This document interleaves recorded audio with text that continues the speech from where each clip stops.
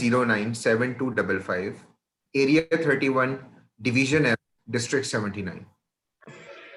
Master Muhammad Hassan, the acting Sergeant at Arms of the club. The mission of a Toastmasters club is to provide a supportive and positive learning experience in which members are empowered to develop communication and leadership skills, resulting in a greater self-confidence and personal growth. Before we proceed, may I remind everyone to please mute your cell phones or set them on silent mode and ensure that you avoid any unnecessary noises while the meeting is in progress. Please remain muted when speakers are speaking to avoid unnecessary distractions. Now, please welcome our presiding officer, Toastmaster Umar Farooq Awan. Virtual podium is yours. Thank you, our acting Sergeant General Toastmaster Hassan. Wonderful start to the meeting. Great. So, good evening, good afternoon, good morning. Assalamu alaikum, namaste, namaskar, sat sri akal to everybody all around the world. And great to have you with us. So, my wonderful audience we have right now. And today is a great day. You know why? We will be discussing over a very important issue of ethics. What ethics are all about. So you have to wait for it. First of all, I have to make an announcement. Last week was a great week for Horizon Toastmasters Club. And that we have two district champions from our club. One, first of all, we have our humorous speech champion for District 79, SATAC, Toastmaster Vicky Chudian. Congratulations! Our district humorous speech champion. Horizon family is proud of you. Keep rising and shining always. Awesome. We are so proud of you. And also for in Bahrain and Kuwait, we have District 20 evaluation speech champion. Hearty congratulations, Toastmaster Jeffrey. Horizon family is proud of you. Okay, and keep rising and shining always. Make us proud. Thank you. Awesome. And for District 79 table topics finalist, Toastmaster Pragya Jain. Horizon family is proud of you again. We are all proud of you so much. You have done such an amazing job. You are inspiration for us, everybody, each and every member of the Horizon Club. Your wins and your achievements motivate us and motivate us to do better, to get better. Congratulations to all the three champions. We are proud of you. So with this, I would like to briefly have guest introductions. We have with us our district director-elect with us for the next turn, distinguished Toastmaster Abdul Ghafoor. Yes, sir. Thank you, Mr. President. It is always a pleasure to be with the Horizon Toastmasters Club, one of the most vibrant clubs in District 79, because I have been observing the meetings of Horizon Toastmasters Club quite regularly over the last several months. And the way you conducted involving world leaders, world Toastmasters, it is just amazing. Thank you so much. Let us enjoy today's session. Over to you, Mr. President. Oh, wonderful. We have with us Dr. Shahil Sheikh also with us. How are you, sir? Thank you, sir. It is a privilege to come back to my own club after some time. Yes, inshallah. And congratulations to my leader, Abdul Ghafoor Saab, our district director-elect. Congratulations, sir. Yes, great to have Thank you, sir. Thank you. Yes, we have Mashail, first time visitor to our club. Yes, Mashail, have an introduction. Where are you from? What do you do? Yeah, thank you, Omar. I'm very proud, happy to be part of your team, and I'm located in Al Khobar, in Saudi Arabia. So I'm working as a data engineer. So this is my first time attending Toastmaster. It was my manager he encouraged me to do this Toastmaster to have like better experience while giving like a presentation or having or hosting any meetings. So my pleasure to be part of this Toastmaster team. Thank you. Wonderful. You are at the right place at right time, and Yeah, you are thank you. here to learn and grow. Awesome. We welcome you wholeheartedly. So we Yes. have with us Tushar is here. Tushar Jagtap. How are you, sir? Doctor.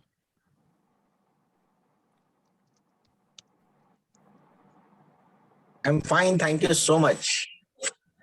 Thank you so much. Great to have you with us. And we have Dr. Atul. Nice to have you with us also. Hi, good evening, everyone. I'm speaking from Mumbai. I feel quite nostalgic about Middle East because I was a Toastmaster there for about 12 years in Qatar.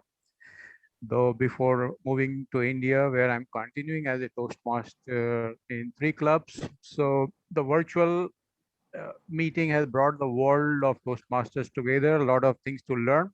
So thank you very much for posting your activities on the group. Thank you.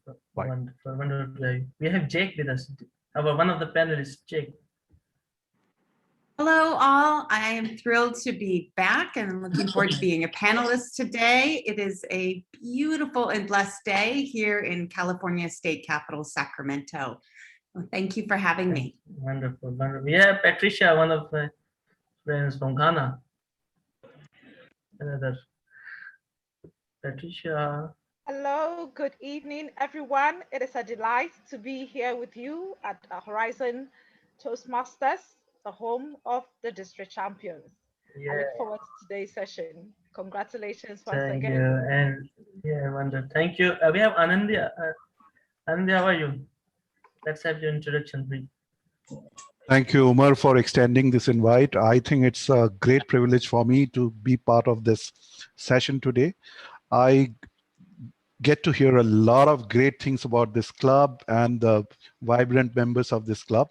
So it's my privilege to be having this opportunity to interact with the club members face to face over this electronic medium. Happy to be here. Thank you, Anandya. And I'm sure you'll love it here. And we have Lisa. Lisa, how are you? Lisa's yard. I think she is busy. So let's move on. So to read the minutes of our last meeting, the last meeting was a very important, one of our biggest achievements, also our celebration of Arabian Nights. Richard E. Peck was here with us. It was our 300th meeting also. And to read the minutes of the meeting, we have our acting secretary, Toastmaster Vicky Julian. Over to you to read the minutes.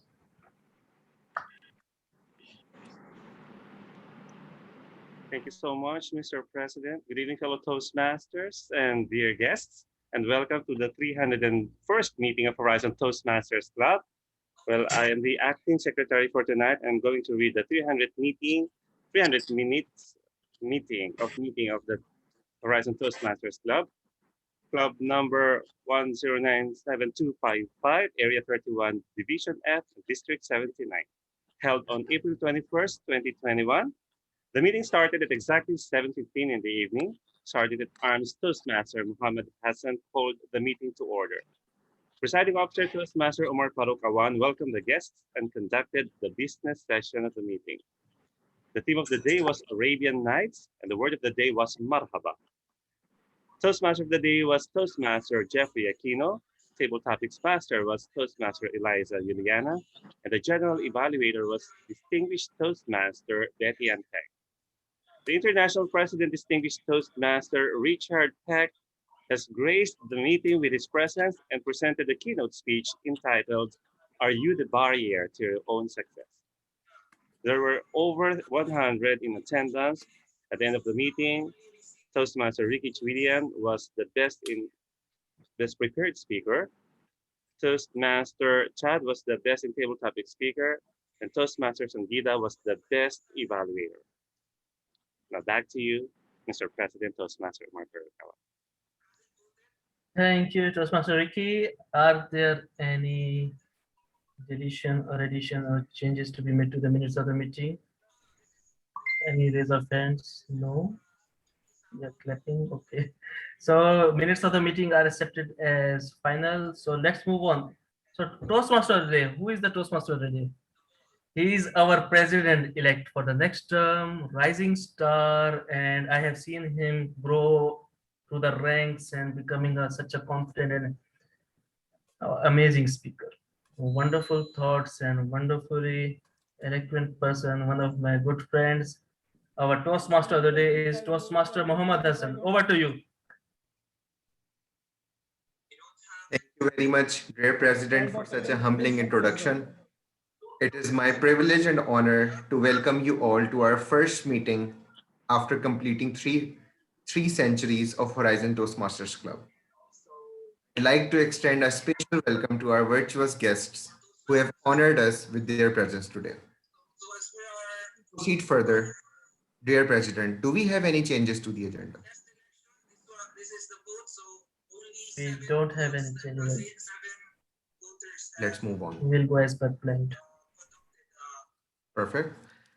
I am excited to be the Toastmaster of the day this evening.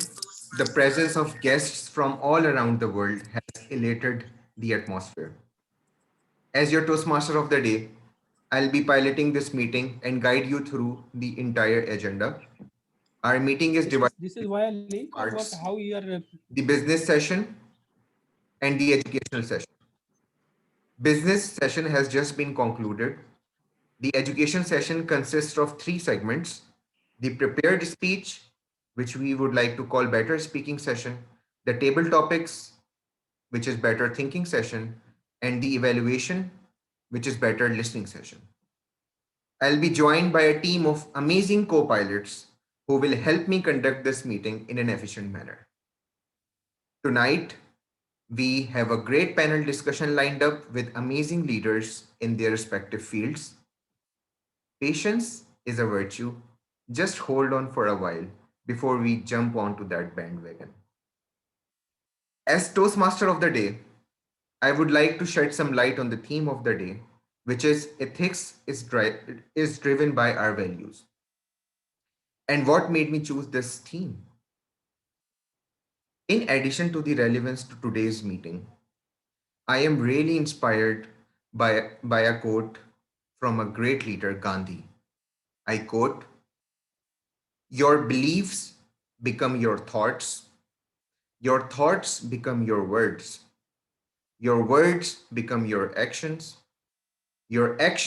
become your habits become your values, and your values become your destiny." Unquote. Wow, what an amazing quote it is. Doesn't it present a wholesome approach towards one's destiny? It's a perfect flowchart that will define us and our destiny eventually. It all boils down to our belief system, and which then starts reflecting in our thoughts, our words, our actions, our habits, values, and overall ethical gauge system. What constitute as our beliefs? If we ponder, along with believing in one's own self, we need to believe in something that is mightier or greater than us. People can draw their system of beliefs either from different ideologies, religions, inspiring individuals, and it could be as small as standards set by the society. Once it's in place, it will lead one to amazing realities. These individuals uphold highest degree of ethical values. So what would be an immediate effect of all this? As Roy Disney said, it's not hard to make decisions when you know what your values are. Iduo Koenikan, in his book Wealth for All, writes, "A highly developed value system is like a compass. It serves as a guide to point you in the right direction when you are lost." This moral compass will help everyone emerge as a leader worth cherishing. As of now, sit back, fasten your seat belts, and enjoy this fun-filled meeting with exciting upcoming panel discussion with extraordinary speakers and leaders. This meeting will be conducted with virtuous co-pilots. Let me introduce them one by one and they will define their roles. The first co-pilot who will act as a grammarian for tonight is none other than Toastmaster Ricky Chwidian. He is a great mentor, a leader, a champion speaker, and as mentioned by our presiding officer, first place winner in humorous category in recently concluded SATAC 2021. Please help me welcome Toastmaster Ricky Chwidian, an inspirational leader for all, to explain his role as a grammarian. Thank you so much, Mr. Toastmaster of the Day. Assalamualaikum warahmatullahi wabarakatuh. Sawadika, kif halik everyone, and good evening. Well, tonight I'm going to be your grammarian, and I will try my best to be the grammar police. You know, this is one of the most important parts of any Toastmasters meeting, the monitoring of the use of the English language, considering that not all of us have English as our primary language.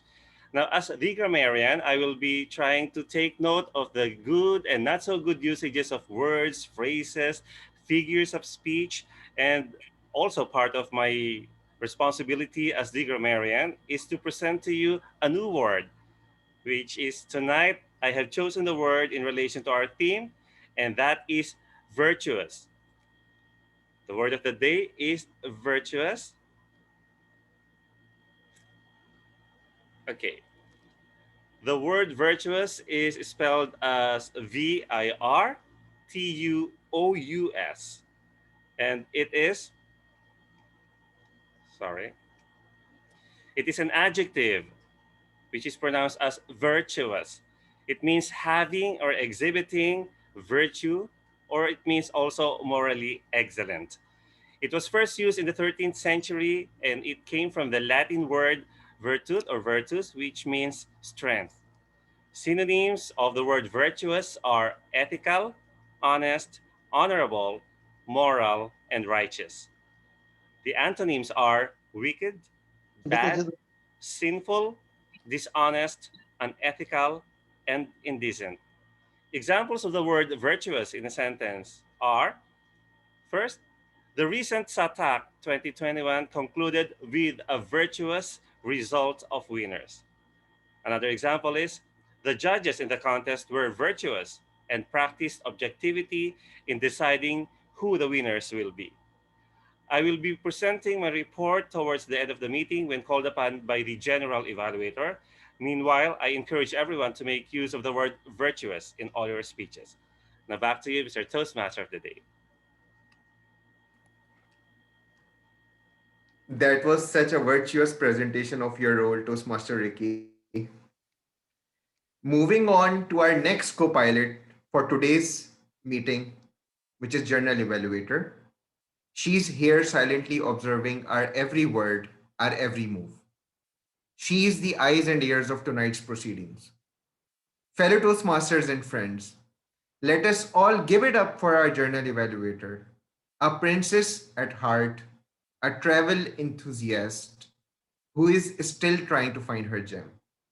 Our upcoming Vice President Education, Toastmaster Eliza Juliana. Virtual podium is yours. Thank you very much, Toastmaster of the evening. It's a very humble introduction and very virtuous. Greeting everyone, Madam Toastmaster, Mr. Toastmaster, fellow Toastmaster, and our guests. My job for today is a general evaluator, and the purpose of the general evaluator is to evaluate everything that takes place throughout the meeting. During the meeting, I will take notes on everything that happens and doesn't happen. I will evaluate each participant on the meeting program and look for good example of preparation, organization, delivery, enthusiasm, observation, and performance of duties. At the end of the meeting, I will give my report. Back to you, Toastmaster of the evening. Thank you so much, Toastmaster Eliza. Moving on, time is the essence in everything we do, and it is one resource that we wish we could have more of. Some do classify it as money waiting to be spent wisely. Tonight, someone will be silently observing the usage of this currency by each speaker. Let's put all our hands together for our next co-pilot, who is one of the newest member of Horizon Toastmasters Club and hails from Andamam Island, India. He is none other than our rising star, Toastmaster Abu Bakr Siddiq.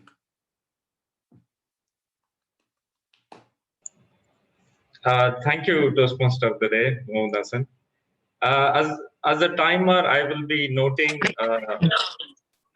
starting from prepared speeches to table topics to evaluation. I will note down everyone's time. And during the speech, I will let them know how much time is left using green, yellow, and red cards. And at the end of the session, I will present you with my report. Thank you. Thank you so much, Toastmaster Abu Bakr Siddiq. Now, the introduction of our co-pilots is over, and I am sure you all are ready to witness an amazing panel discussion, which is to be led by none other than our president, Toastmaster Umar Farooq Awan. Before proceeding further, let's hear from his evaluator, distinguished Toastmaster Rupinder Singh, regarding the objectives of his project. Believe that values are the building blocks of leadership. And today, as Umar embarks on his quest of ethical leadership, I am proud to be his speech evaluator. The purpose of this project is for the member to develop a clear understanding of his or her ethical framework and create an opportunity for others to hear about and discuss ethics in the member's organization or community. The topic of discussion should be ethics, either in an organization or within a community. There should be a minimum of 3 panel members, and at least one of them should be from outside Toastmasters. Per the purpose statement and the speech purpose provided by the evaluation form. The time allotted for this activity is 20 to 40 minutes. Timer, please note. You may consult with the speaker as to when to show the green, yellow, and red card. That is per their convenience.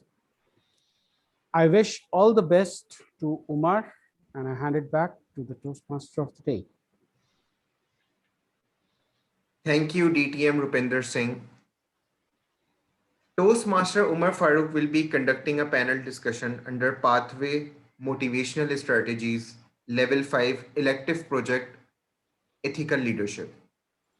Please help me welcome Toastmaster Umar Farooq Awan on this virtual platform to lead us to the inspiring thoughts of our panelists on the topic, Leading with Ethics. Leading with Ethics, Toastmaster Umar Farooq Awan. Thank you, Toastmaster of the day, Mohammed Hassan, for the introduction. So, leading with ethics, my fellow leaders and aspiring leaders. I always believe that leaders are like engines of train. You know why? Because engine carries all the rail carriage boxes to the particular destination, and leaders does it too. They help you achieve the targets and goals. Do you know another reason? It even carries with him the last rail car also. Nobody, leader does not leave anyone behind. Everybody is involved. Third most important attribute, an engine takes all the fuel, all the burnings, all the coal, all the pain the leader takes in order for the organization or the community to thrive. That's what leaders are also. And fourth important quality, engines have a planned way, so the leaders also. They know their strategy, they have a vision. and they pursue it and they follow that particular path. So my fellow engines and aspiring engines of lives, good evening, good afternoon, and good morning, whichever part of the world you all are. This engine cannot run without fuel. And do you know what is the fuel of that engine of leadership? Ethics. Ethics is the fuel that burns, that is the main focus energy of that engine. Because of that engine is running and all those rail cars are tagging along with it. So what are ethics? Peter Drucker said management is about doing the things right. But leadership is about doing the right thing. To have that ability to distinguish what is right and what is wrong. What feels right, what feels wrong. That is ethics. Your inner values, your moral compass. That's what ethics. That's what is driving you. Man is driven by the values that he has. And those are maybe affected by your culture, your religion, your environment, your political economics. So that's what ethics are about. To have that panel discussion, I have a panelist from 4 different countries. We have a panelist from India, we have panelists from Saudi Arabia, we have a panelist from USA, and we have a panelist from Ghana. So we will have a diverse and very insightful view about what ethics are all about and why they are important for a leader. Can a leader be a good leader with or without ethics? That is the thing, and what it is all about to lead with ethics. So our first panelist, he has been a leader for over 40 years. As a general manager and of a 5-star hotel and a CEO of hospital. He joined Toastmasters in 2015, reached the district level in public speaking in 2016, and became DTM in 2018, and a Division J director for the term 2017 and 18. He is a member of 7 clubs, and he has just started his 7th pathway. Please help me welcome our first panelist. Warmly welcome distinguished Toastmaster Abdul Fattah Inayat.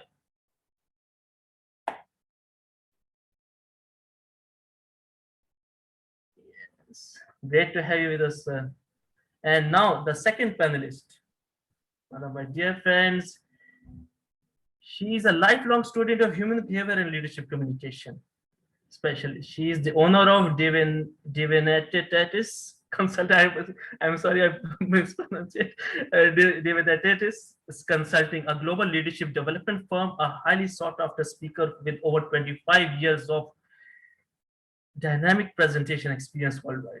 Her goal is to motivate and inspire people to discover their personal best and become industry leaders by harnessing their inner CEO. She lives by the 5 principles of leadership. She is also the current District 39 Chief Contest Judge, also the Charter President of Erlangen Toastmasters. Please help me warmly welcome distinguished Toastmaster, our second panelist, Jake Tushansky. Oh, wonderful. Next up, we have a human resource professional specializing in designing and driving commercial excellence projects and change management. Enabled and empowered with experiences, insightful, gleaned over 22 decades from diverse industrial, organizational, and cultural setting. He's the facilitator of internal organizational excellence and organizational development and sales enablement leader. Currently working as director and head functional academy. leads the global commercial, technical, and digital capabilities of Cipla Limited. Please help me welcome warmly Anandya Bhattacharya.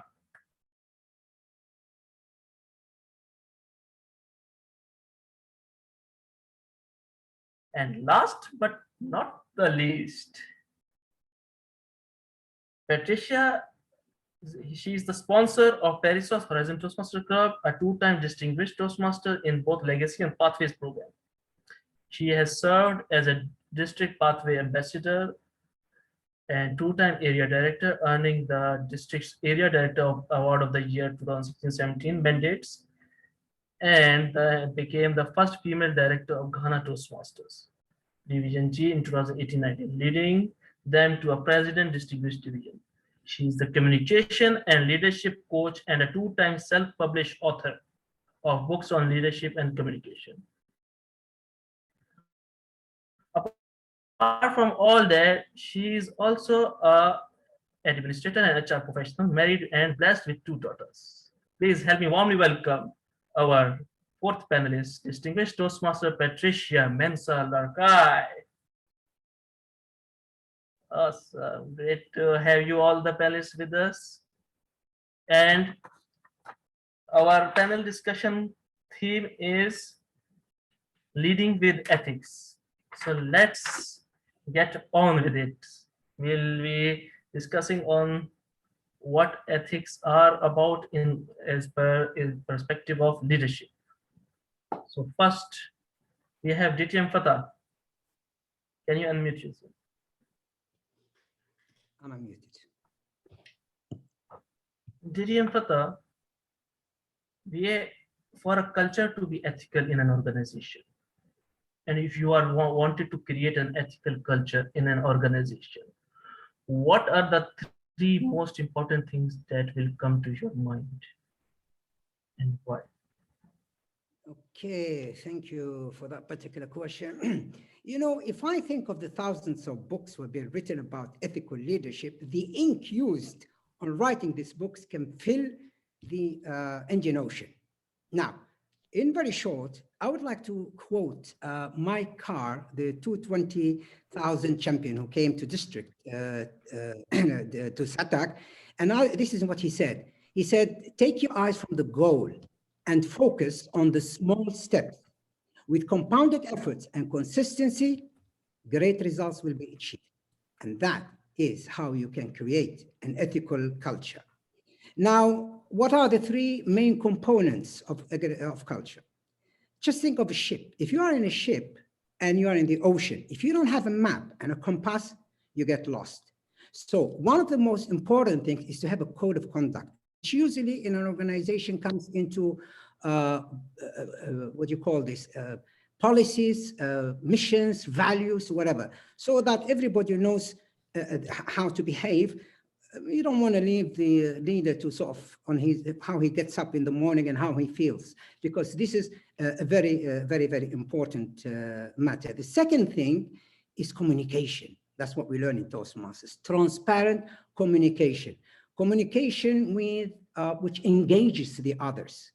Communication is with transparency and with humility. It's very important to listen to the others with your mind as well as with your heart. Okay, so that they can be confident to engage with you and give you a good response and good feedback. Last but not least, which is really a very important factor, should have been the first, and that is to be a role model, to walk the talk of whatever things you talk. If you talk about honesty, justice, integrity, transparency, walk the talk. And let me give you a small example here. When we're talking about the small steps makes big results. When I joined the hospital as CEO, I introduced a briefing first thing in the morning, 8 o'clock. So the managers used to come at 8, 8:10, 8:15. How can I enforce the rule? Now, being an early riser, I used to go like, 6 o'clock in the morning, see the night staff who nobody sees because they work in the graveyard shift, listen to their problems. And then when I come to the briefing, so I ask the managers, any problems, any issues? Well, they don't know, they just arrived. No, sir, everything is fine. Then I'll tell them what's going on. Once and twice, they felt embarrassed. And guess what? They started coming at 7 o'clock. And this small step has actually created great results because there was bonds between them and between the employees, and it made my job a lot easier. So these are the three components. And once more, I say, and Mike Card said, focus on the small steps, bigger results will take care of themselves. Thank you. Back to you. Wonderful, Jiten, for the great insight. And yes, true, we have to be the role models for the others, and we have to have that communication skills to communicate with them. It should not be a one-sided communication, two-sided. Both ways channel should be open. And third, of course, focus on the mission and the goals. So let's move on to our second panelist, DTM Jake. DTM Jake, every organization or community have a mission or something that they are envisioning, that they are going to pursue. So how a leader decides what is best for their mission or the greater good? What if some of their followers or others must suffer for it to be achieved? Thank you very much, Umar. When I think about the question, how does a leader decide what is best for the greater good? And I think about the greater good. Well, in a perfect world, we can go to the utilitarian leadership and we can say that concept of what makes the most people the happiest. However, this isn't a perfect world. And any excellent leader is willing to challenge the process, is willing to think of people first. And you ask that question, do you want people to suffer in order to, or people suffering in order to achieve the ultimate goal? We want to do every single thing we can to avoid that. And there is this concept of, oh, okay, well, some must. And we think about the trolley theory. There's a trolley theory of what do we do? There's a child on the tracks, and then there are 4 people in a cart. And the 4 people on the cart, they can either go off the tracks and all die, or there's one child and they can hit the child. And this is a dilemma. We also think about this in war. We can think about this in corporations. Do we let go of a few employees so we can keep the rest? All of these things are great challenges for any leader to deal with. And they can follow an easy suit, and some can seem like an easy path, but none of them ever truly are. So how do they do it? With great painstaking thought, with collaboration with other great minds, with consideration to what risks am I going to take? Will I take the input of all those who are affected? Or will I just let history repeat itself? That's the easy way. Let history repeat itself and then use that as an excuse. Or take a risk and try something different. Try not to let others suffer. And that may be sacrifice on the leader's point. That may mean the leader stepping down in order to do what is best for the organization. And we think about some of these big corporations. What about the leader and the business owner, that person who is receiving exorbitant income, giving up some of their income in order to help their employees? And we've seen businesses do that over the course of this crisis that we are going through now. And we've seen others say, oh no, I have to let people go. These are difficult decisions. How do they do it? Hopefully they do it with their heart as well as their minds, and are willing to take some risks to challenge any process that comes their way, not necessarily letting history repeat itself. Thank you. The screen is yours. Yes, wonderful, like, wonderful thoughts. I always believe that there is an opportunity cost for everything. Sometimes you have to let go of things on your side in order for the greater good that you are doing for the organization. Wonderful thought process. And we have with us Anand, our third panelist. And as a director and in a leadership position, for quite some time. So, what is your view about ethics? Are ethics an innate or they are learned behavior? They are learned. How are our ethical values developed throughout our lives? So our ethics are innate or are learned? Learned. Over to you. Sure. First of all, thank you so much for initiating this wonderful discussion. I think this one subject is evergreen and becoming even more relevant. And also getting to hear from my very distinguished panelists. It's a learning session for me also. Now, your question is ethics innate or do we learn it on our way of leadership and all that? My answer to this very, very interesting question would be both. What does science say? Science says that the baby actually starts learning in the womb of the mother. And I think the value system is passed on even before the newborn puts the baby steps into this new world. And if you look at it, who is the first leader of every one of us? And that's our mothers. So the value transfer starts from that primary essential leader in our life. As we go ahead, parents, elders, seniors, teachers, they keep on imprinting and transferring their value system to the person as they're growing up. Your first manager, so looking back, your question also made me think. Your first manager leaves an indelible print on your value system because you learn to navigate the corporate life through their lens.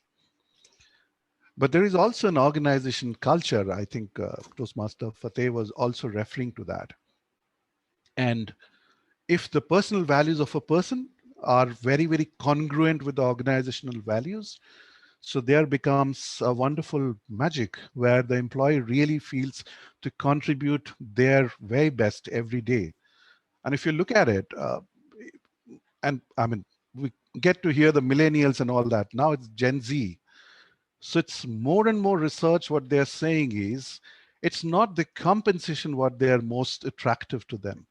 It's what the organization's purpose stand for. So we keep on enriching our values and ethics. So my answer to you, Toastmaster Omar, it would be it's innate, but it also gets enriched and gets more and more, wide and deep at the same time as we navigate through this world and also through our corporate life. Wonderful thoughts, Anindya. And true, it is both combination of both, the innate and the learned. We learn a lot of things throughout our lives from our mistakes. And sometimes it's an innate also, our own moral compass. So we have next our fourth panelist, Patricia. Patricia, I have an interesting topic for you. Culture and moral differences. I will call it ethical relativism. How does it impact in the leadership and ethics intersection? How they are conflicting with each other or they are supporting each other? I will repeat what I said. How do cultural and moral differences, or I call ethical relativism, impacts the intersection of leadership and ethics? Patricia. Thank you, Umar, for that question. And listening to my fellow panelists and trying to feed off all of the good that they have shared with us. When we talk about relativism, when it relates to ethics and then our culture, again, we're bringing ourselves into that space where you are making a comparison. And first of all, we need to ask ourselves, what is it that we're comparing ourselves with? And what is it that we are comparing ourselves to? We must begin to start thinking about how we look at things and how we perceive things and the sort of image that we create for ourselves. So let me talk about, for instance, food. Food is part of everybody's culture. We all come from places where We are nurtured, whether by our parents or our institutions or our country in general, to adore and to love our cultural food. If you see me, for instance, eating what we call in Ghana my banku and okro, which has this really slimy, stringy soup, and I am enjoying it and licking all my fingers, what will come into your mind? Would you think I am being nasty? Would you think what I'm eating is yaki? So again, you're asking yourself the question about cultural relativism. Let me come away from the food dimension. In my culture, we are nurtured to be hospitable, to treat people nicely. And so when you have guests even coming into your home, you might not have had your breakfast and you are probably in a hurry to get ready for school or work. But the first thing your parents may ask you to do is to go ask the visitor, serve them water, offer them a cup of tea, etc. Because we feel it is the right thing to do. Somebody out there might think that, oh no, my daughter or my son is going to be late for school. It is not out of disrespect to say, hurry along, don't be late, go on to school, and ignore offering that visitor that cup of tea or that moment to relax over some water, etc. We don't have to be so quick to judge, because probably in that particular culture, it might be quite acceptable for people to understand how these things occur and for them to gloss over it. So as a Ghanaian, probably in that space with this person, I may think, oh, they are uncultured. They have not been trained properly. Why didn't they offer me a cup of tea or water, etc., before dashing out the door? So when we talk about culture and then ethics, we need to look at the lenses which through which we observe and comment the impressions that we form in our minds. You may walk into an organization in our country and probably you are holding a workshop. You have invited people from different regions and they have traveled from far and near. There may be an occasion where you, as a participant, would be invited by the host or the co-creators of the workshop to probably come and sign off some amount of money that we call your transport, to help you defray the cost of transporting you to that location. Somebody who may not be akin to this particular occurrence will look at you and say, oh, they're taking bribes, they are corrupt.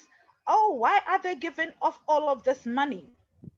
But in this same instance, you would come to an organization in Ghana where you would require services to be rendered to you by people that are already paid to render that service. And they would demand, or they would create that delay tactic, waiting for you to give some money before your service is rendered. Now that is wrong.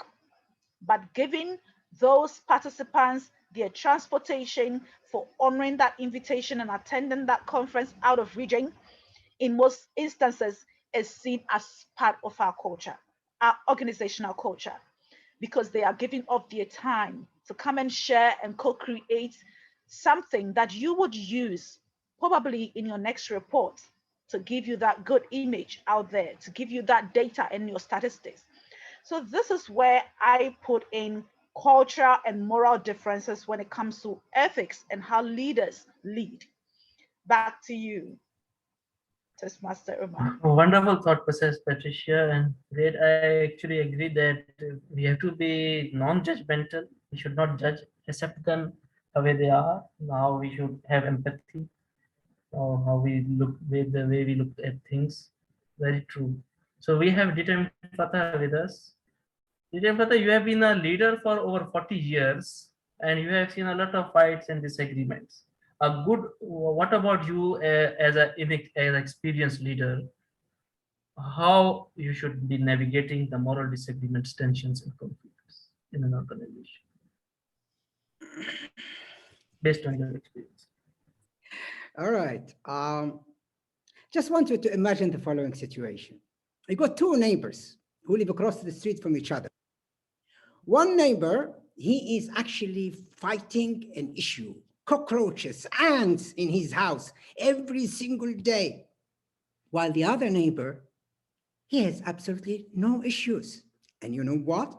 Because the one who has no issues with cockroaches and ants, he took what we call preventive measures. No crumbs on the floor. The house is clean, fumigating outside the house. So he has absolutely no issue. The same thing with leadership.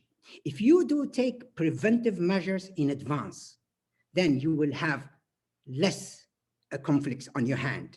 Now, what are the preventive measures? It's very simple. It's what I've just described earlier on in my answer. By being ethical, by being walk the talk, by listening to people, by listening with your mind and with your heart, by responding. These are the preventive measures one take, and it reduces. And trust me, I had very little conflict, because conflicts come from personal differences. Conflicts come from lack of fairness and justice. These are where they come from. Now, those preventive measures will eliminate those. However, let me tell you a small example, which I had one time, a difficult conflict on my hand.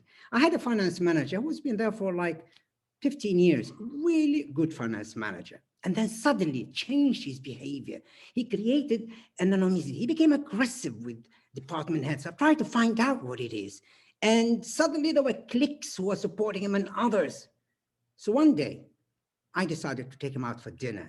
And it was a Friday, we went for dinner. We had a really great time. We talked about families, etc. And then he made a statement. And I realized what the problem was.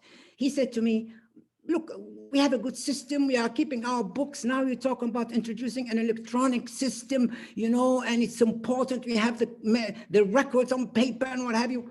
Then I realized he's got a problem, and that is what we call computer illiterate.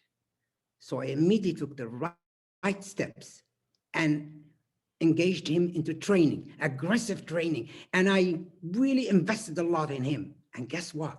Eventually, that eradicated that particular problem. So there again, one of the things is preventive measures. Two, a leader must always remember that he's got a responsibility. He's not there to play what we call being Mr. Nice. As long as he is fair and he's just, because he's also responsible to the owners, and he has to create that balance because he's there to make profit too. But at the same time, it's important to look after the people. And it's important that any conflict which happens no matter what, courage and timing to take care of that conflict is very important. But if you don't, and if you are procrastinate, then it grows out of hand, and then it can become difficult to deal with it. So preventive measures are very, very important by implementing what I just said earlier on. Number two, courage and timing to deal with things. And three, listen to people and look at the root causes rather than the service. And trust me, I had 15 years of great time, of one of the best environments ever, where people don't come there because they have to, but because they come there because they want to. Thank you. And back to you. What are thoughts? Yes, of course, we have to have preventive controls, like we say, and preventive measures, and we have to practice the values or core values. So we have Jake with us. Jake, I have an interesting topic for you. Can a good leader have an immoral or bad private morality? Is it possible for these to be separate or different, or maybe they maybe are in harmony or in alignment? Can it be possible? You are. Oh, this is so juicy and difficult for me not to stand up and get fired up. I know why you picked me. And the answer is absolutely not. And the thing is to remember that just because somebody is a brilliant strategist, just because somebody is incredible with money, just because somebody is talented with words, does not make them a leader. Because something we have to keep in mind is that people follow people who are virtuous. The top, again and again, year after year, whether it's a Harvard Business Review or vast studies, between the top 5 most important thing for our employees and followers, constituents, and shareholders alike is loyalty, honesty, trust. And if somebody is immoral in their private life, how can you trust this person in their professional life? And you are going to eventually come across it. And you cannot intentionally, 100% trust this person. So they may be good in business, good with words, good with strategy, but that does not make them a good leader, because you will not have the commitment that they need in order to achieve all that they could possibly achieve if they were in fact ethical and moral 100% of the time. And yes, those people do exist. I know these people, and I help these moral and ethical people become greater leaders and using their talents and strengths and take it to the higher level. So for me, this is extremely important, and clearly, study after study, it is important to the rest of the world. So may we nurture and find more and help these moral, ethical people become greater leaders. Thank you so much for asking me that loaded question. Wonderfully answered and replied to the interesting question. And I agree that it should be in harmony and it should be aligned. I always say that loyalty is cannot be gray. Either it is black or it is white. You are either loyal or you're not. Simple. There is no gray area in it. So very true. And we have Anandya with us. Anandya, your topic is, your question will be, what does moral high ground means to you? And is it always right to have a moral high ground in all situations? What does moral high ground mean to you? And is it always right to have a moral high ground in every situation?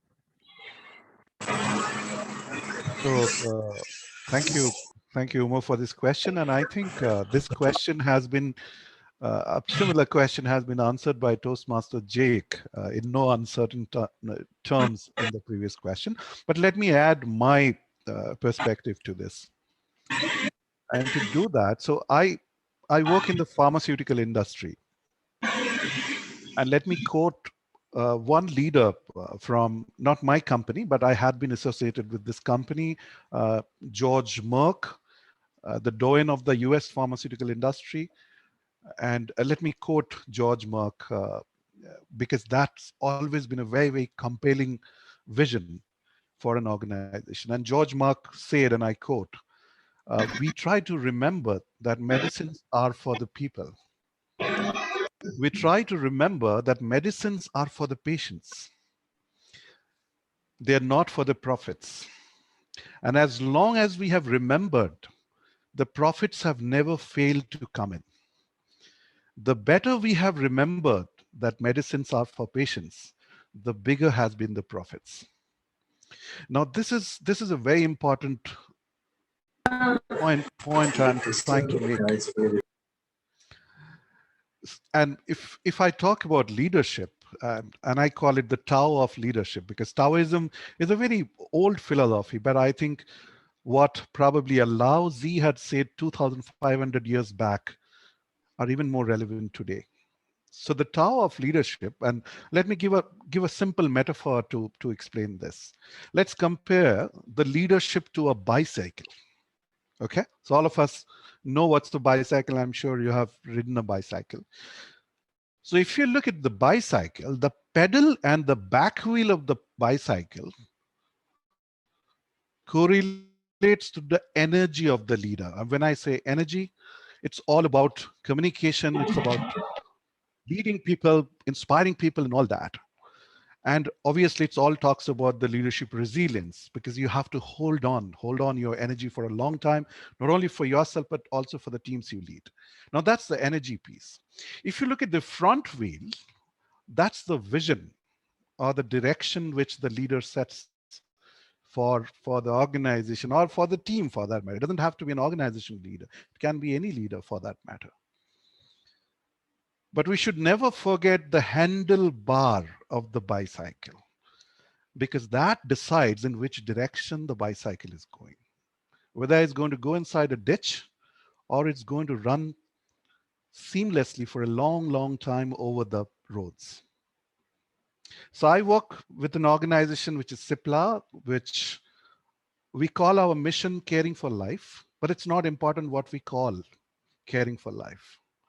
What is more important is what is this organization, which was set at 1935 with the blessings of the father of India, which is M.K. Gandhi. And this organization was created to ensure that medicines are provided at the right price to every patient. And our founder, Dr. K. Hamid, said that none shall be denied.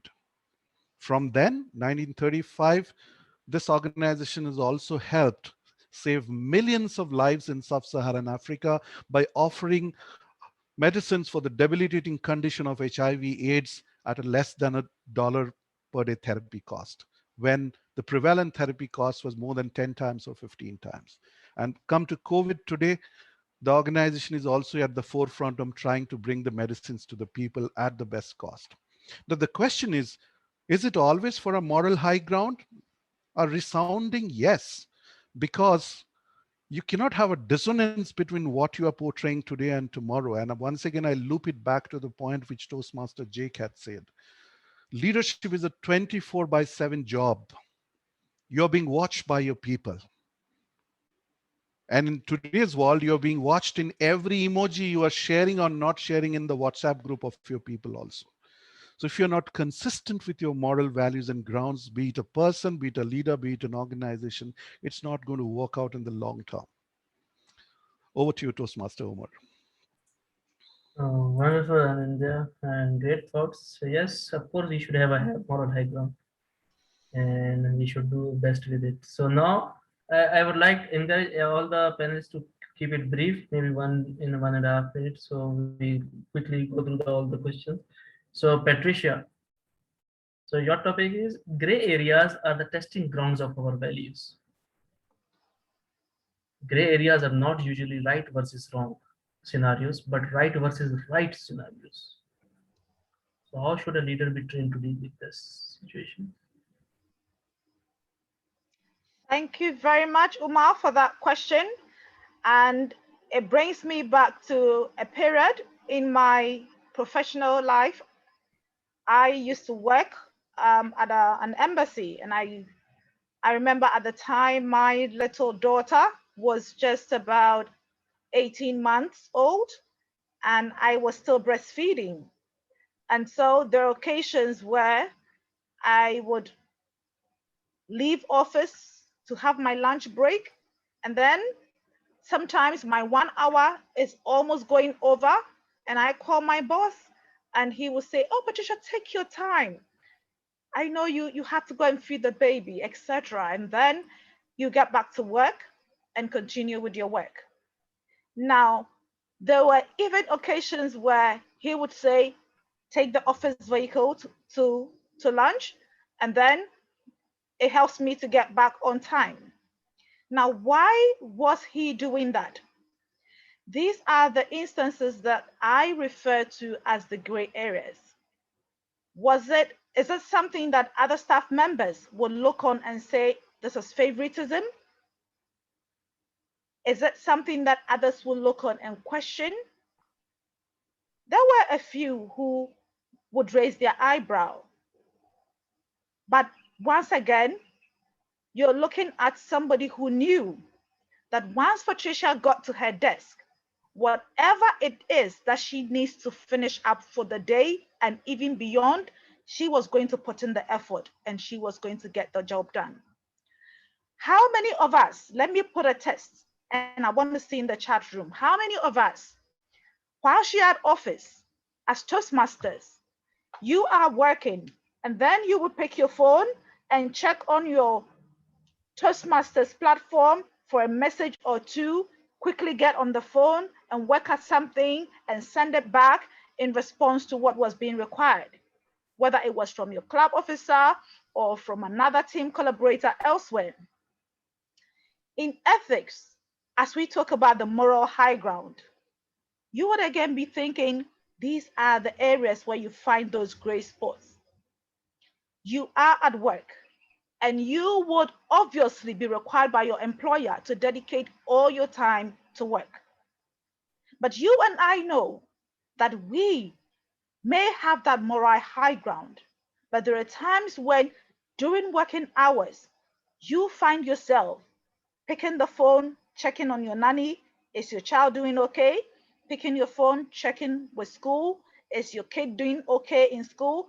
Sometimes you would have to seek permission to take extra time off in attending to your personal matters. So here I am very specific about, did you take permission? Last week, I had to engage some of the youth in our national civic education where we sensitize them to be more patriotic and also adopt nationalism. I went to my boss with my letter and I said, for this number of days, I will need to take some absence from leave. He shook his head. Patricia, do you have to do that? No, you don't have to take that out of your leave hours. I know you. You can go do it and come back to the office. It is fine with me. Why would he do that? And this is where we all need to look at ourselves critically. What is your value? What is your moral high ground? We are human. You cannot be 100%, but are those gray areas where you do not find yourself meeting the standard? Are those gray areas between two right situations, or are they between a right and a wrong situation?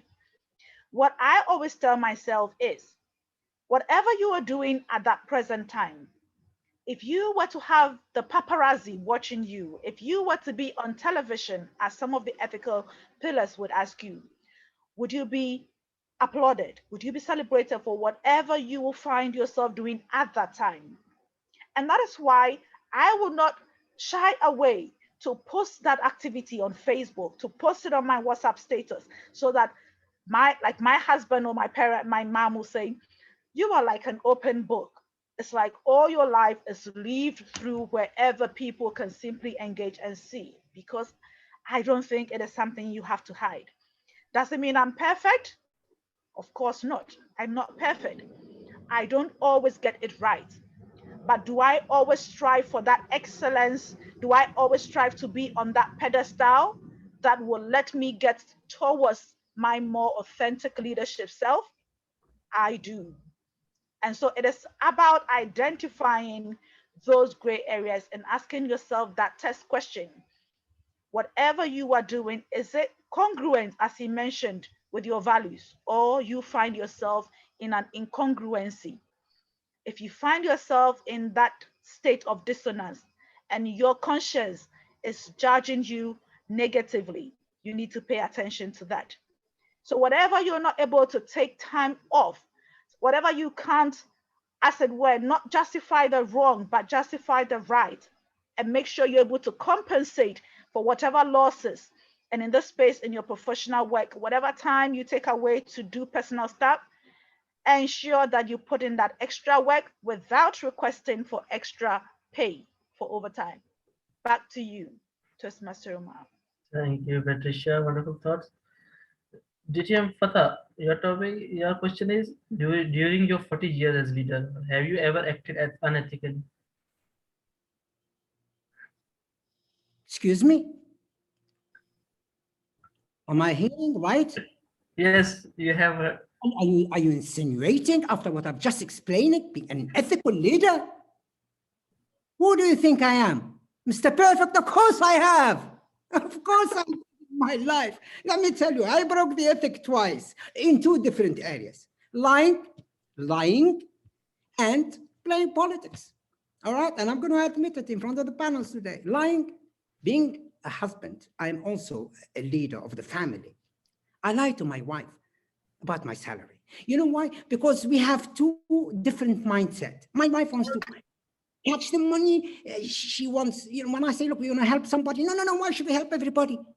And yet I would like to buy clothes. I would like to enjoy myself. So I used to hide part of my salary from her so that I can do what I like and I can help people when they need help. That was about a white lie, but still, it's dishonest in a way with my wife. And the second one is playing politics. And that was during my early days, in my 30s, in the middle 80s, when I was a marketing manager, working in an organization which was toxic. The leader was following a system of divide and rule. And he was actually rewarding those who are loyal to him personally, selfish. And in spite of my efforts, and in spite of the results I'm achieving, I felt ignored. So I disconnected and I switched off and I started playing politics. Now what happened during the middle of 80s, the business of Saudi Arabia started really slowing down. And when his results started getting lower, he felt vulnerable. And that's the time he had an ear for me. And then he approached me. And then he heard what I had in mind.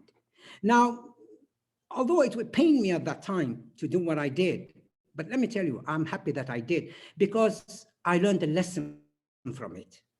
And then when I became on top of the hierarchy, I became the most passionate person to create what we call the healthiest environment ever.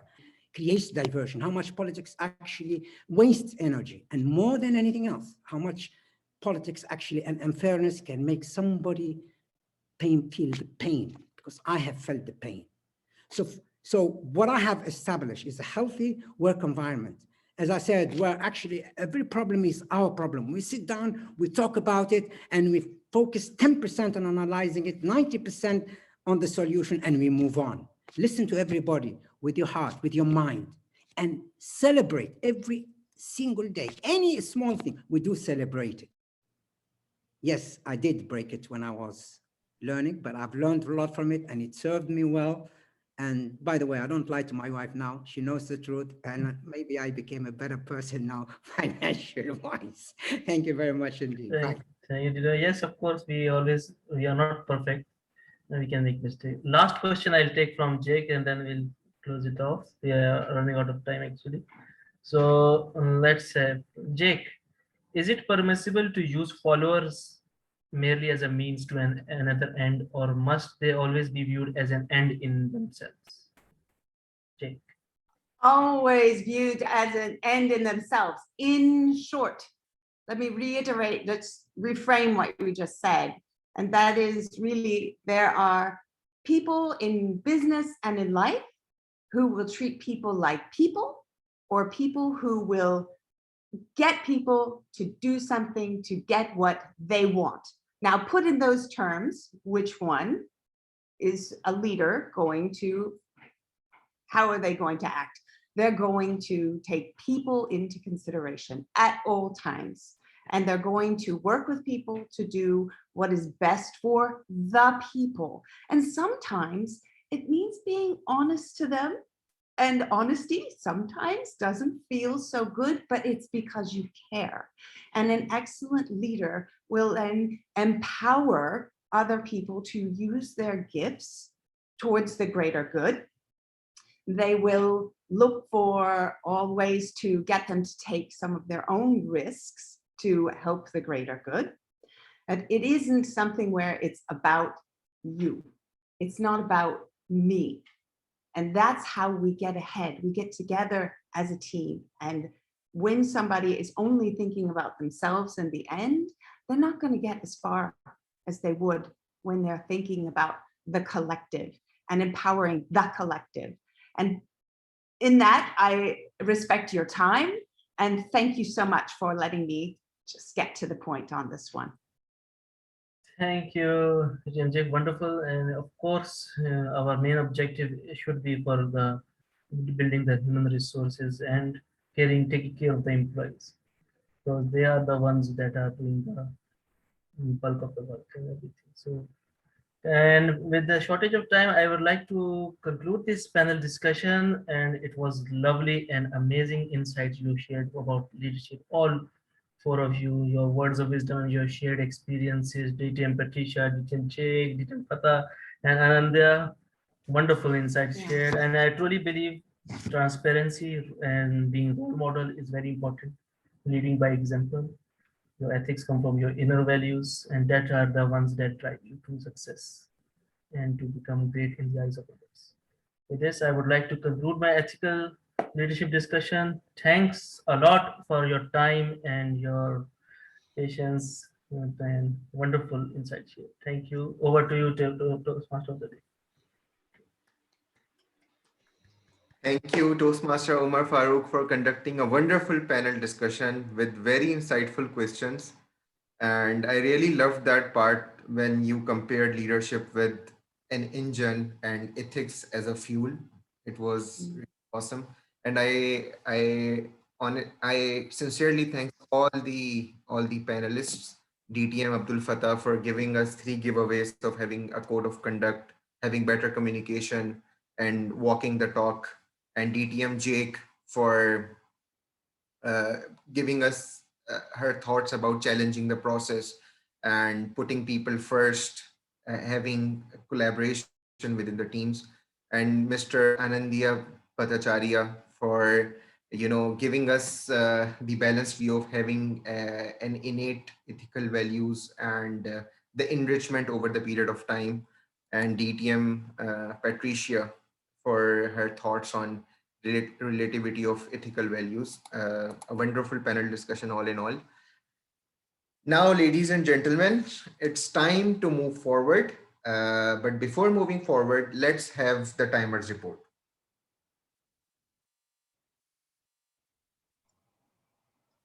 It was a bit stretched. We went up to 51 minutes. Thank you, Toastmaster Abu Bakr Siddiq. Now we are moving towards our next session. Do you still remember your graded recitations during school days? Or do you still recall your first ever job interview? Well, our next segment just sounds like that, but it isn't. It is an exciting session where we will learn to think on our feet and answer questions on topics in a limited span of time. It is called the Better Thinking Session, which is also known as Table Topic Session. To conduct the Table Topic Session, we have a very senior member of Horizon Toastmasters Club, past president, a dear colleague, and a friend joining us amidst his busy schedule. Let us all welcome our Table Topics Master, Toastmaster Bilal Alam. Virtual stage is yours. Thank you very much, our Toastmaster of the day. Am I audible to everyone? Yes, you are. Fellow distinguished Toastmasters, fellow Toastmasters, and dear guests, good evening, good afternoon, good morning, based on wherever you are. Most of our daily communications are impromptu, where we are asked to answer a question or discuss a topic that we're totally unprepared for. This is basically how table topic session works.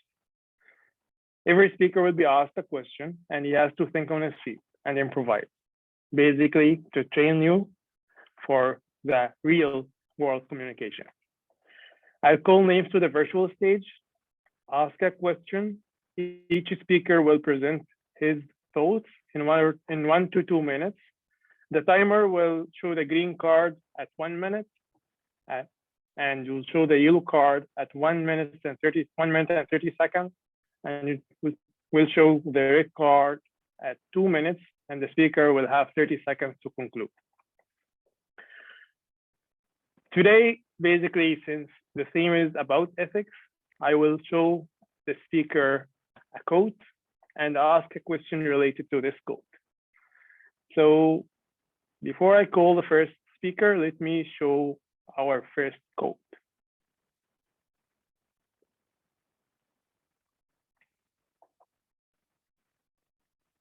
It's ready. Can you see?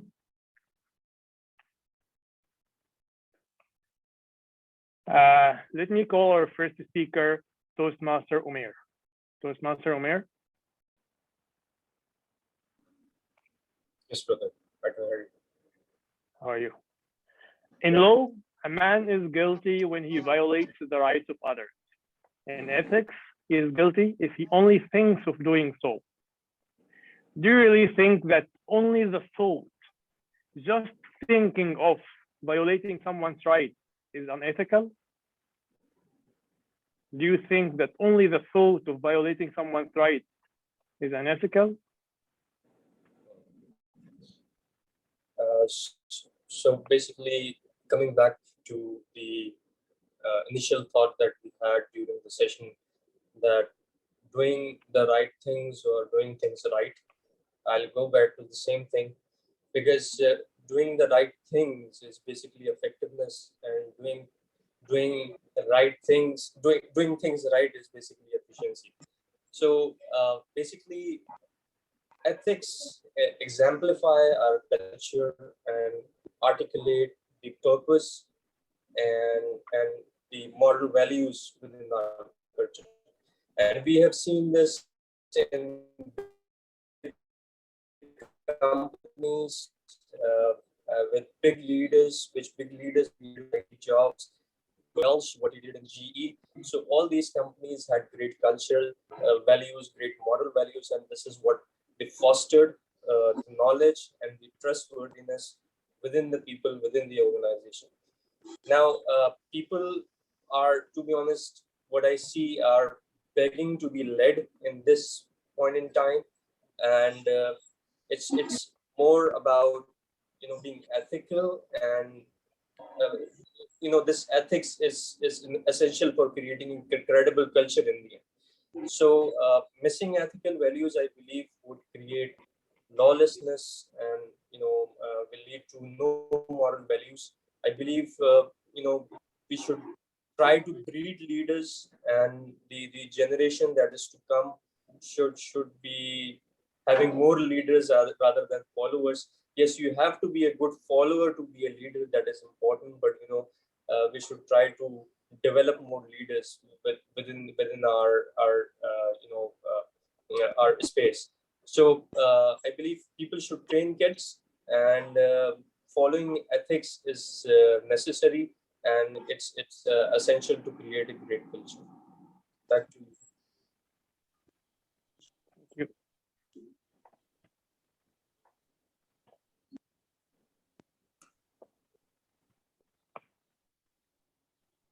Thank you, Toastmaster Omar. Next, our guest,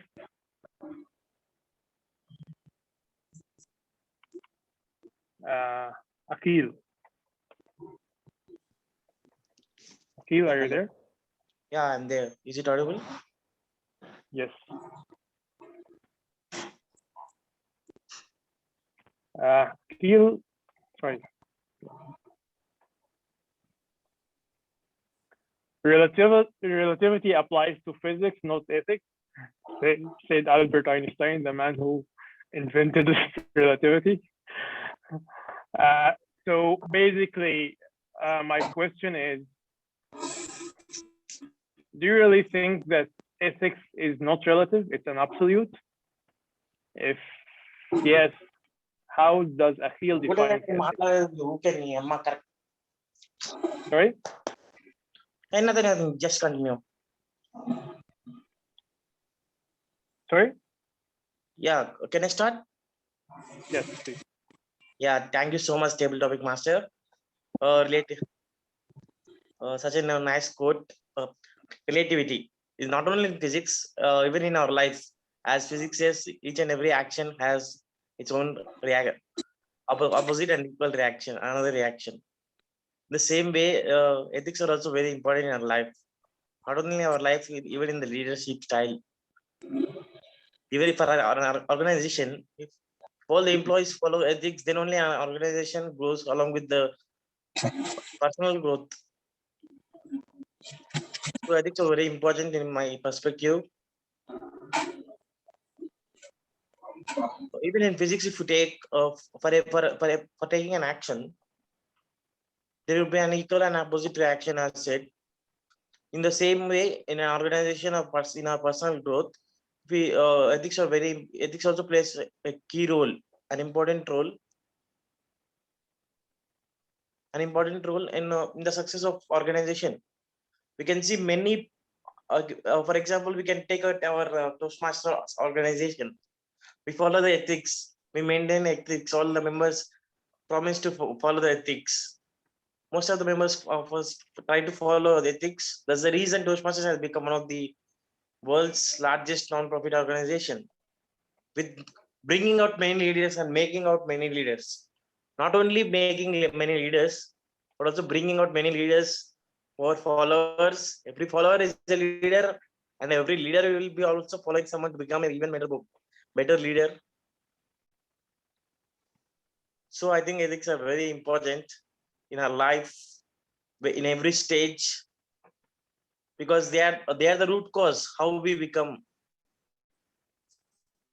They are the root cause for how we are. Even in achieving our goals, ethics are very important. Thank you so much. Keep networking and keep smiling. Stay home, stay safe. Thank you. Thank you very much, Akhil. Then our next speaker, our guest Mashal. Yeah. Our guest Mashal, are you there? Yeah, I'm good. Yeah, I'm here. It takes 20 years to build a reputation and 5 minutes to ruin it. If you think about that, you will do things right. I'll just ask about the first half in the quote. It takes 20 years to build a reputation and 5 minutes to ruin it.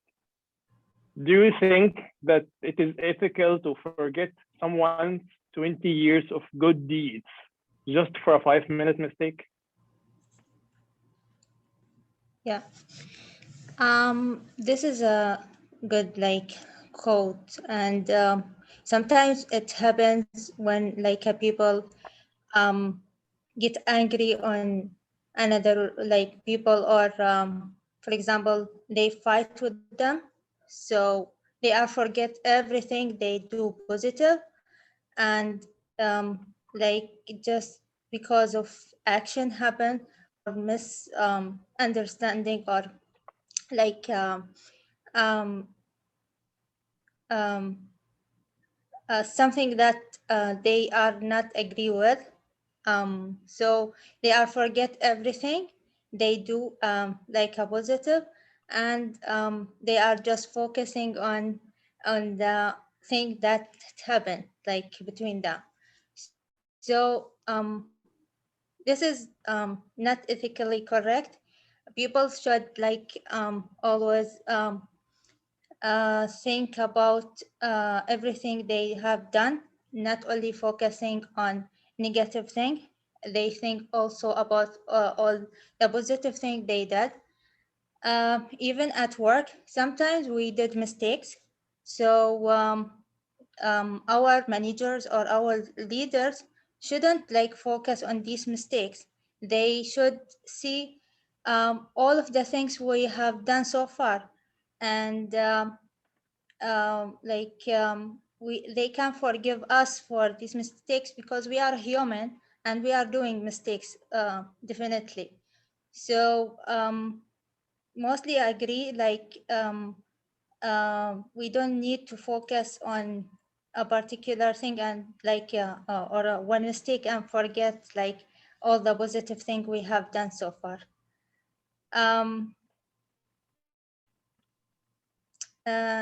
Thank you for giving me this opportunity, and have a great day. Thank you.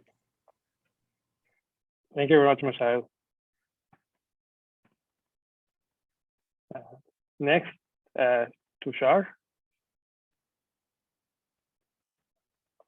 Tushar, are you here? There. Good evening, all of you. Yes. Can you see me? Yes. Yes, Tushar, can you see the quote? Yes. Our character is what we do when we think no one is looking. Absolutely true. Our character is what we do when we think no one is looking. Absolutely. If this is really our character, how do we define others' characters? Because we don't know what are they doing when we are not looking? Yeah, it's true. I think this is the question which all of us needs to introspect. So there is a saying, it goes like, those who stay in the glass houses can't throw a stone on others. So we are a character in making. We are a character in making. What is character? Character is having ability to be truthful without fear or without favor.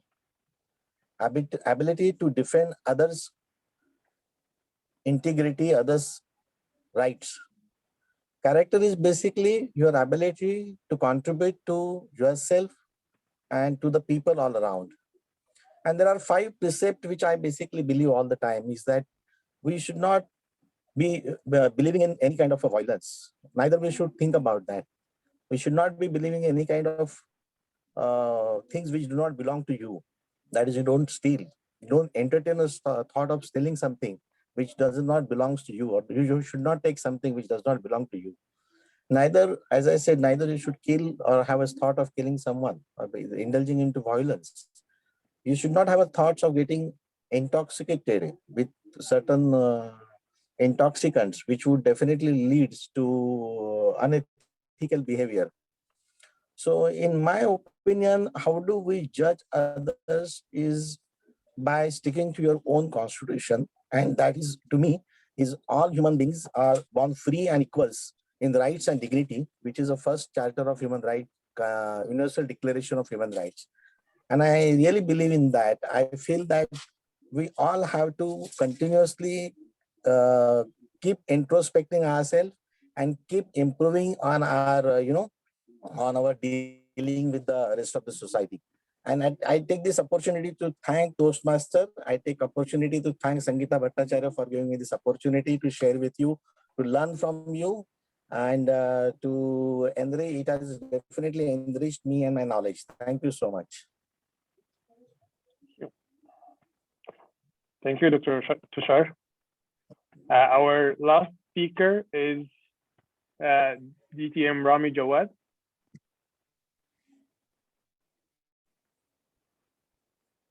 DTM Rami Jawad. Yes, Bilal. Thank you for the opportunity. Yes. Thank you. So the quote is, ethics were in most cases a burden that could be reasonably ignored in the pursuit of necessity. Do you really think in case of necessity, ignoring ethics could be justified? In case of necessity, ignoring ethics could be justified?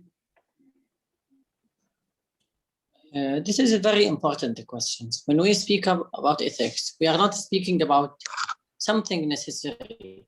We are speaking about something that we born with. It's when we start growing up and our parents educate us and show us the right and the wrong. This is where we are really built in we have our ethics built in. It is not unnecessary, it is an essential. It is the core values. I get surprised when I see people is discussing ethics in the physics. Ethics is a necessity. Ethics just as needed. No, this is not negotiable topic. Ethics is ethics, and it's the core value. It is where we born, when we stand to learn in this life. Ethics is something that reflects our education, reputation. Ethics is something that reflects in our actions and in words. Ethics is something that we cannot really discuss or negotiate. Speaking about when we speak, we have to speak the truth. When we make a mistake, we have to admit it's a mistake and we apologize if there is any hard feeling to anyone. Ethics is not something that we are just optionally using it. Whenever it works for us, we say this is part of the ethics. When it's not, we say this is out of the ethics. Ethics is the core values that we build in, and we are inheriting this from our roots, from the education, and it reflects on our reputation, and it's a reflection our code of conduct in life. Unfortunately, some people are discussing ethics in physics, ethics in for necessity. For me and for all people around me, I believe that ethics is our core value. Ethics is something that we build in, and ethic is on our action and in our words before in table topic. Back to you, Toastmaster Bilal Al. Thank you very much, Rami. Thank you very much, all the speakers. After the great discussions by our panelists, I really enjoyed everyone from the table topic speakers to enlighten us about their thoughts on what's virtuous and what's ethical and what's not. Back to you, Toastmaster of the day. Wow. Sorry, I would like to call the timer support before I return the lecture to the Toastmaster. So can I call the timer support, please? Yes. Toastmaster Omer, 2 minutes 4 seconds. Guest Akhil Janumpalli, 2 minutes 8 seconds. Guest Mashail, 2 minutes 7 seconds. Guest Dr. Tushar, 2 minutes 20 seconds. And Toastmaster Rami Jawad, 2 minutes 8 seconds. So all are qualified? Yes. All Toastmasters and guests, please cast your vote. On whom do you think was the best table topic speaker? Thank you, and back to the Toastmaster for the day. And one thing, I would like to raise the motion to extend the meeting by 15 minutes. Anybody to second the motion? I second the motion. Yes, second the motion. Okay. Taraz, so let's begin. Toastmaster Hassan. Thank you, Toastmaster Omar Farooq. That was one innovative and interesting table topic session with insightful question. Thank you, Toastmaster Bilal, for inspiring us with the quotes and having shed the light on them. I hope that everyone enjoyed it with all these captivating and virtuous speakers. I would request timer to post the names of the participants so that everyone can vote. And since we don't have a vote counter, so we can send our votes to the timer, and he can decide as well. So this concludes our table topic session, and moving forward to our evaluation session. Whenever we speak, it is important to know whether we are doing it the right way or the wrong way. And who could tell us all about it than the team of highly qualified and eloquent speakers whose role is to observe and listen to all the speakers tonight. So for this session, which we call a better learning session, this will be led by our very special Toastmaster, previously introduced, Toastmaster Eliza Juliana. Virtual stage is yours. Thank you very much, Toastmaster of the evening, Sun. And today it's the time for me to introduce all of my team, which is it's happened. 3 of my team are all the champions of the world, going to be. So I'm very privileged to have this time of mine. I only have one person for evaluating the speech of Toastmaster Omar Farooq. So let me introduce, without further ado, let me introduce the person who will evaluate Toastmaster Omar is Toastmaster Rupinder. He is one of the finalists in in Chicago 2018. A very great speaker, international speaker, and is a mentor all over the world. And I met him not only in Saudi, but also in Singapore and Bahrain and many places. Let's give the podium to Toastmaster Rupinder. Pretty sure you wish to see me in Washington, General Evaluator. Let's get started with the evaluation of Omar. Ethical leadership, leading with ethics, a touchy topic, not an easy one, and I think it is compounded by the fact that there are so many gray areas, and how do you deal with them? So, what I loved about Omar's panel discussion was the way he took the bull by the horns. He was not afraid to call a spade a spade.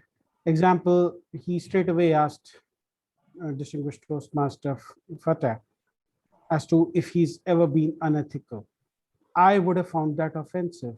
But I think that is how panel discussions are supposed to be. I absolutely admire, I'm a fan of that comparison of leaders to train engines. And next time when I'm teaching leadership classes, I will be sure to plagiarize and give due credit to Toastmaster Umar for giving me that example. I was especially impressed with the way he prepped his introductions. He had his homework cut out. He had done his homework on each one of the speakers. I also liked that once he asked the question, he recapped the key points, and that demonstrated his active listening skills.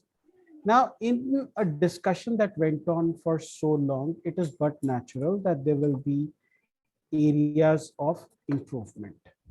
And to me, the predominant areas of improvement were number one, energy, and number two, empathy.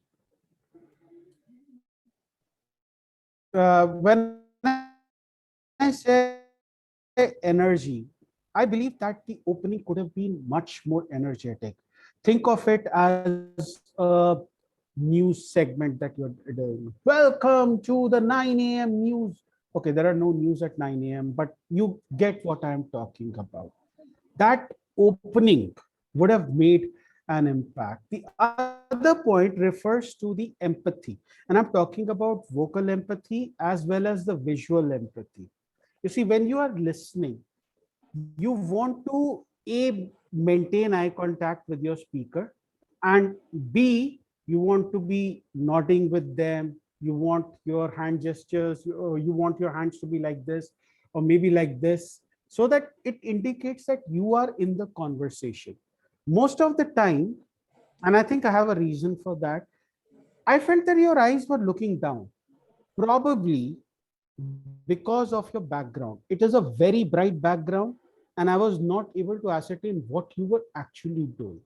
I believe there was a question and answer session for the audience that was missed, so that is something that you might want to work on. But what I loved, what I absolutely liked, was the way you kept the conversation flowing and the audience engaged. If I have one suggestion for you, time yourself for your next speaking assignment. Thank you, Umar, for that lively panel discussion. Back to you. Thank you very much, Toastmaster Rupinder, for the virtual evaluation. And I believe it must be a very hard evaluation for you because to evaluate 40 minutes of speech and you need to conquer in only 3 minutes, it's like very hard work. Okay, thank you very much. Now I'm going to directly to the table topic evaluation. I'm going to call someone that just become a champion of DTEC 2021 for evaluation, English evaluation contest. Let me call a very handsome and very charming man, Toastmaster Jeffrey Aquino.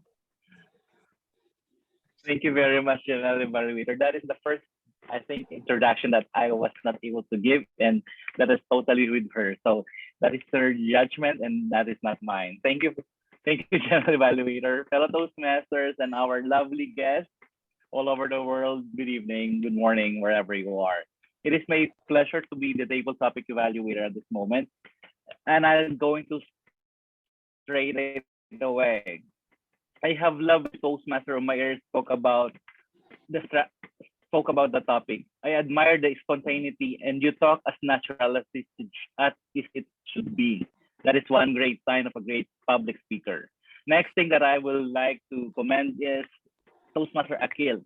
When you talk about the topic, you were well versed, as if that you are also giving a talk during this mini portion of the table topics. You only have 2 minutes maximum or 2.5 maximum, but you still gave a well-versed talk. Next, we have Toastmaster Marshall. I love the good deeds in 5 minutes topic. You guys just gave us a moment for us to ponder what it is. Are we going to forgive or we're going to forget? That is the thing on that takeaway on your speech. Toastmaster Tushar, Dr. Tushar, the usage of words were impactful as your speech progresses. Your speech was eloquent, and I should admire the words that you have used. You got a great diction. Of course, our good friend, the PQD, the current PQD of District 79, so DTM Brahmi Jawad. The great thing that I have loved on your speech was the takeaway. You just gave us a persuasive speech in a 2-minute speech when you said ethics is non-negotiable. It is built in. It is essential. And that takeaway, ladies and gentlemen, fellow Toastmasters, is a gift that was unveiled. However, Toastmasters, fellow Toastmasters, table topic speakers, this is an evaluation, and I will give you my honest and practical evaluation. I just felt that the table topics was not addressed properly. Table topics should have been addressed with opening, body, and conclusion. First, most, you have to address the audience or even the table topic master. That is still a part of a speech. Even if it's just a table topic, it is still imperative and essential that you have given a salutation, greeting, or an opening. You just not give directly and stick to the point. You have to give your opening for us to get into your speech. Second, table topics attack, you can attack the questions by using personal and specific situations and experiences. You have talked a lot in the society as a whole, in general perspective, but how about you as the speaker? How about you as a person? Was it or has it affected you, or will you affect, or how are you going to be affected by those questions? Always remember that when you answer table topic questions, your body should have been, your body of the speech could have contained the personal or specific situation. Third thing that I could say is the word of the day. Table topics, I encourage you, table topic speakers, use the word of the day.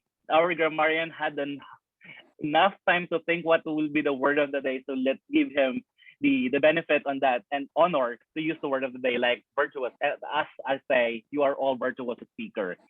And of course, the table topic master, I always love the scholarly thought, topic selection, and presentation of TM Bilal. It was really intriguing, engaging, and thought-provoking.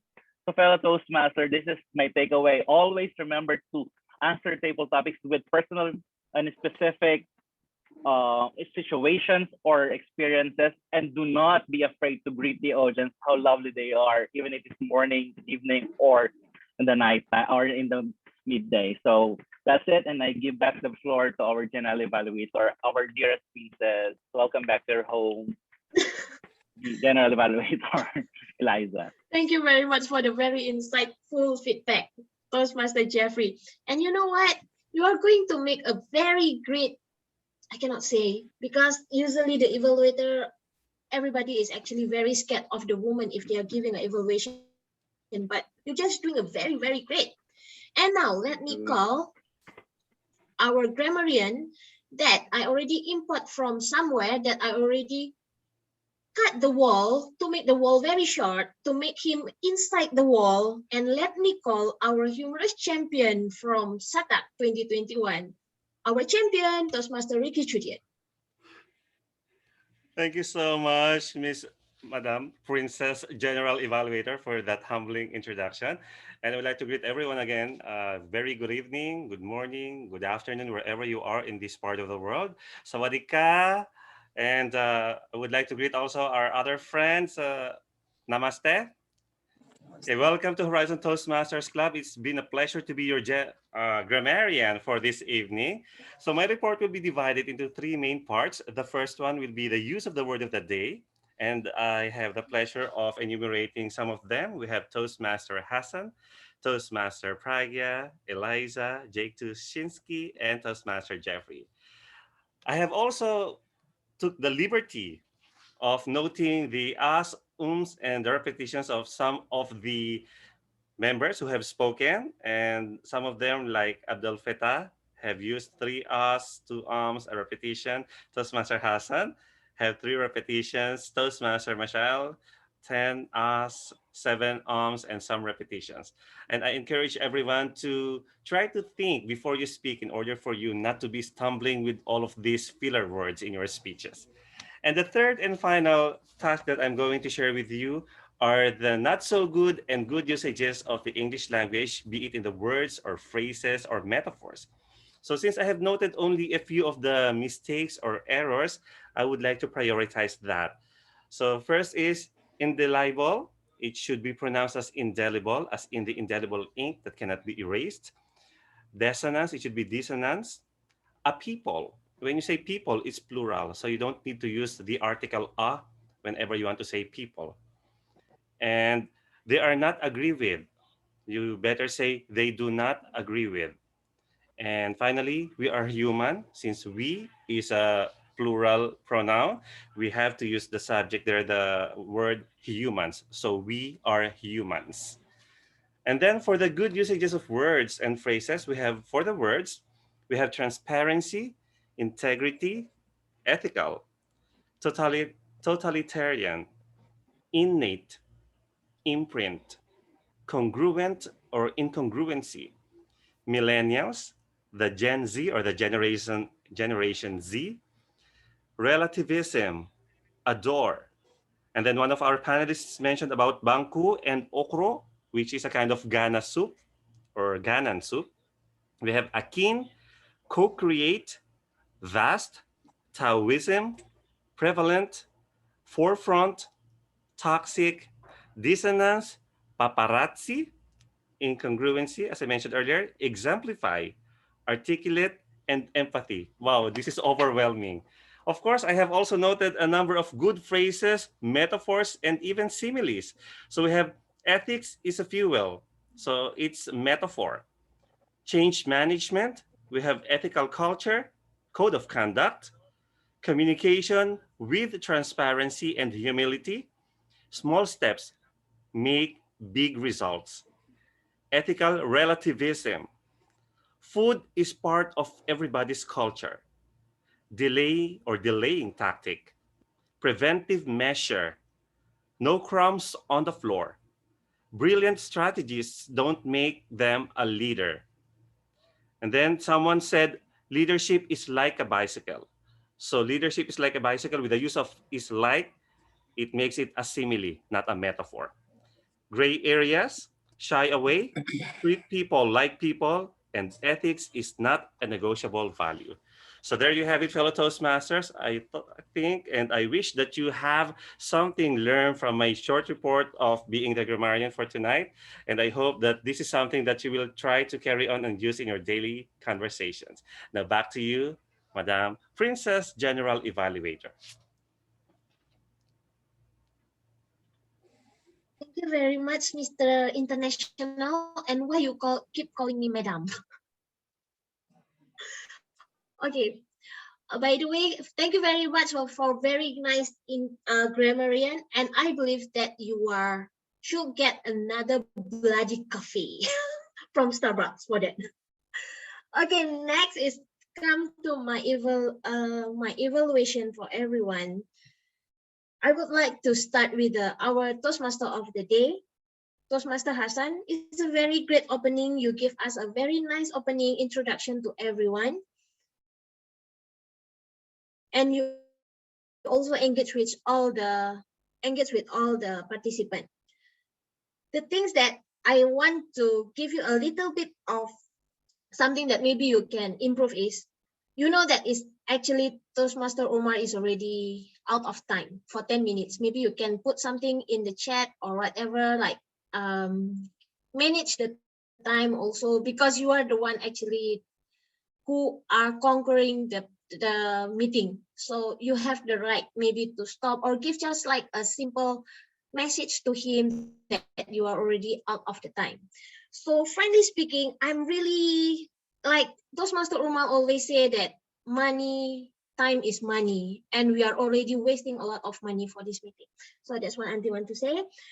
Then see, because I'm also writing very fast, I also cannot see my writing.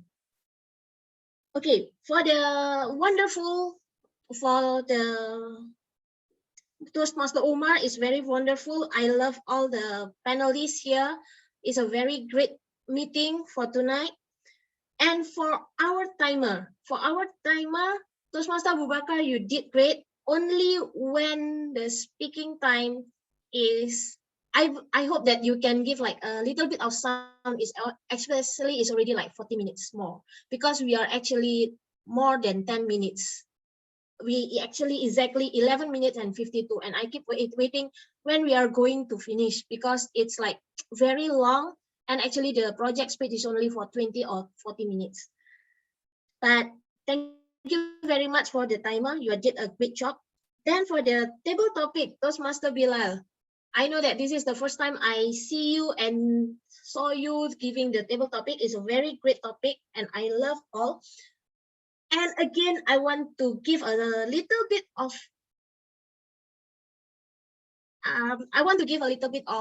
insightful for Toastmaster Hassan. Maybe you also can tell Toastmaster Bilal how many people, and not everyone can talk, because we are actually really running out of time.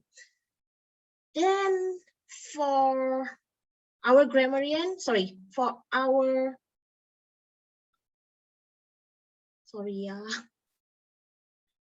and for our evaluation, Toastmaster Rupinder, you did a very great job. I really love how your conclusion. I know that it's not really fair for you to give an evaluation for 40 minutes, because usually we have the evaluation for 5 to 7 minutes speech, but now you need to put everything for 40 minutes, actually 51 minutes, to summarize into only 3 minutes. I know it's a great, very hard job, but you did very well. And for table topic evaluator, Toastmaster Jeffrey, like usual, you are the champion. I know that you are doing very great, but sometimes I heard that table topic evaluator only give like 30 seconds for each speaker. So actually we have 5 speakers. Actually you can take only for 2 minutes and about 3 minutes, but yeah, you are also go for 4 minutes, but it's okay, still in the time. For our grammarian, I love the way, and I know that you are really listening to everything. And every time I look at you, I know that you are saying like, Juby, come here, don't disturb and everything. So it's fair, but even you are looking at Juby, you are still giving the best of your grammarian report. Just to summarize all my general evaluator, I love this meeting. Everybody doing very great. I love to see all the enthusiasm from everyone. It's a very great meeting. Back to you, Toastmaster of the evening. Thank you so much, Toastmaster Eliza, for that very educational evaluation session. We all had learned and benefited a lot from this session. We hope to use this for our further growth. With this, fellow Toastmasters and dear friends, we have come to the end of our meeting for tonight. It has been such an amazing experience being your Toastmaster of the evening. I have enjoyed thoroughly and every moment of it. Big thanks to all of you for participating actively in every session. We all are aspiring leaders, and the conclusion of this meeting is that we cannot become an impactful one without having the fuel of ethics. This is the most significant aspect of leadership, which we need to uphold in order to lead through the adversities of this world to witness a better future. Let's hope that we inculcate all these valuable aspects of leadership in ourselves and soar higher and higher in the universe of leadership.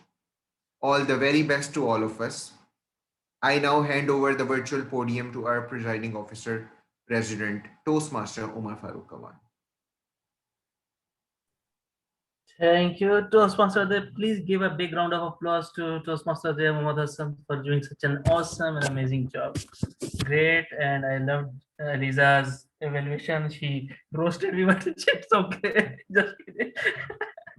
You see, that is what ethics are all about. You have to take the criticism, also you have to take the feedback and accept it. So wonderful and great. I know I overshot time. So wonderful meeting. Each and every role play did well. I love Ricky's grammarian report. and we learned a lot about some insights about leadership and ethics. I hope it was a great learning experience for you all about ethics and all. So wonderful job done each and everyone, and warmly appreciating all the guests that are here. Wonderful. And with this, most important thing, certificate, our appreciation certificate. First of all, our panelist number one, DTM Abdul Fatah. Just to Yeah. remind you, Toastmaster Umar, we did not the timers report for the evaluation Oh, session. we did not do? Okay, Yeah. evaluation I just session. missed What was that. the Yeah, timers sorry. report? Can we have? Abu Bakr. Yeah, sorry. Yes, for the evaluation session, Toastmaster Rupinder Singh, 3 minutes, 30 seconds. Toastmaster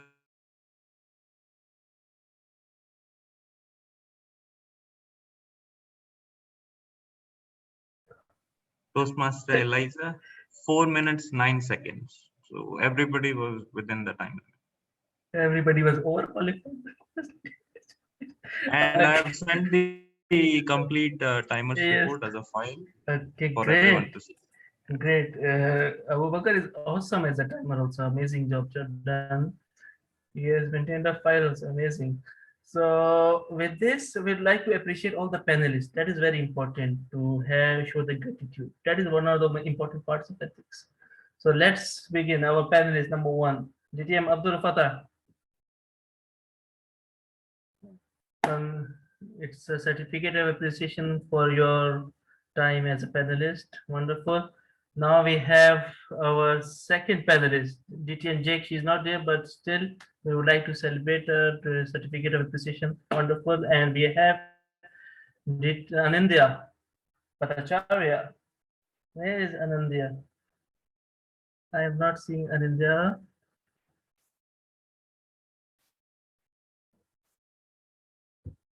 Noah, I think Anindya is there. Yes, he's there. Coming. Yes. Okay.